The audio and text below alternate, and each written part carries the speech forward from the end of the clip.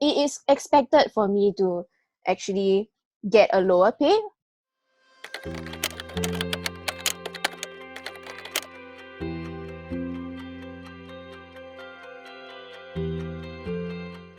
Hi everyone, my name is Resvin. I am from SMU Social Sciences. I am currently going into my second year of university. Hi everyone, my name is Gwendolyn and I am from NTU. Currently doing my year 3 in literature, English literature. Hey everyone, I'm Richard from NUS. Year 3, majoring in economics. I'll be graduating very soon and starting work. Hi, I'm Nicholas. I graduated from NUS last year from Industrial and Systems Engineering, and I've been working full-time for about 9 months. So hi everyone, I'm Tiffany. I graduated from NTU's Weekly School last year. So similar to Nicholas, I've been working for about a year now. A degree is still required to succeed in Singapore. The question seems to suggest to say that you can only succeed if you have a degree. That's definitely not true.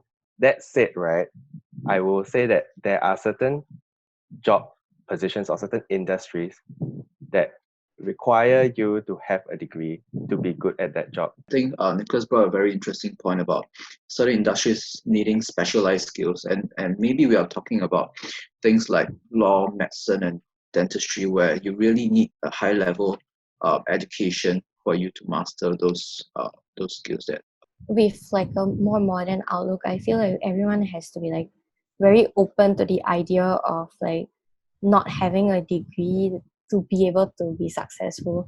Like there are a lot of entrepreneurs out there that like they do like a lot of different jobs. Like even like this entire platform of like the YouTube artists and everything.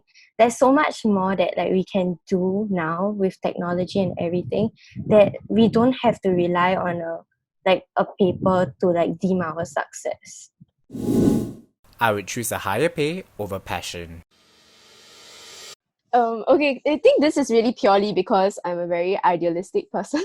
But the main reason why I said somewhat disagree and not fully disagree is also because it is expected for me to actually get a lower pay because of where I'm working. I actually want to go into publishing in the future, and publishing in Singapore is a very niche industry. So I'm already expecting as soon as I get into only like 2,000 to 3,000 at most. for me, I think it depends on which stage of life I'm at.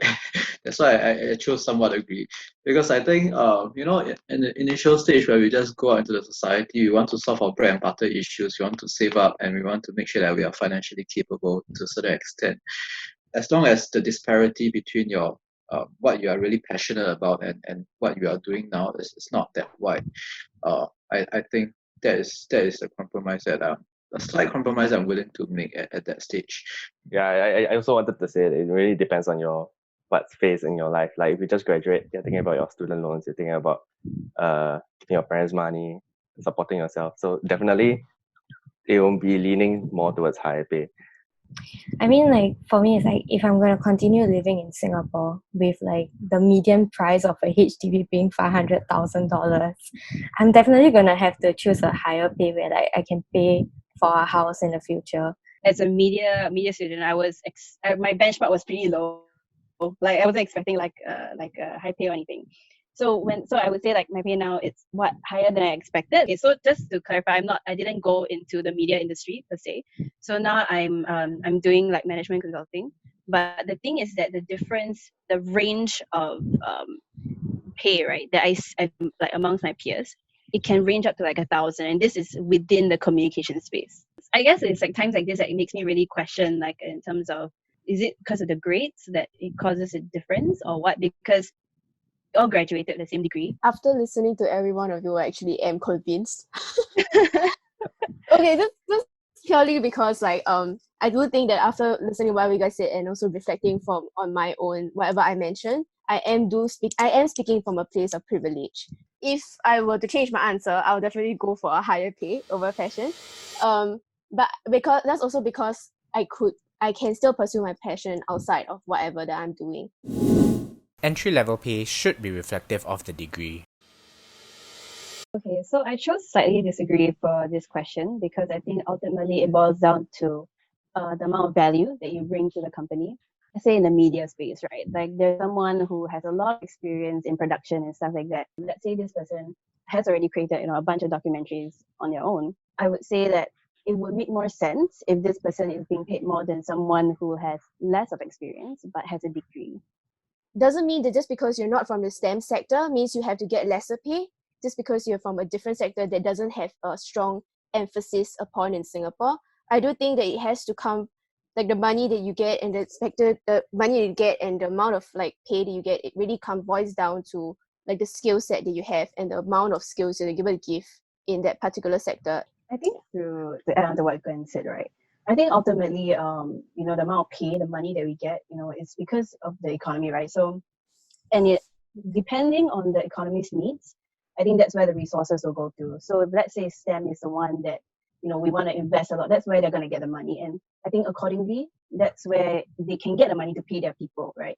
So let's say if the arts industry, we are not getting resources, how can we pay our people the same amount that the people who are working in STEM are receiving, right? So I think ultimately it depends on where our resources are diverted to.